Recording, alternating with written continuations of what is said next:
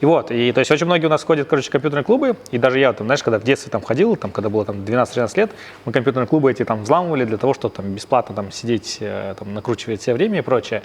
Но здесь же другая опасность, то есть когда ты приходишь в компьютерный клуб, ты заходишь в свой Steam, да, иногда тебе нужно там зайти там в свою почту, авторизироваться и так далее. То есть и через компьютерные клубы, мне кажется, у нас проходит, не знаю, там, мне кажется, сотни тысяч людей в год. Как можно было бы собрать там, знаешь, все пароли, там, логины наших там молодого поколения, там, заразив там компьютерные клубы?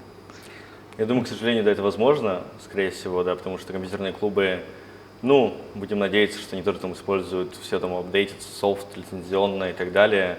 Надеяться, что они делают на супер высоком уровне, наверное, не стоит.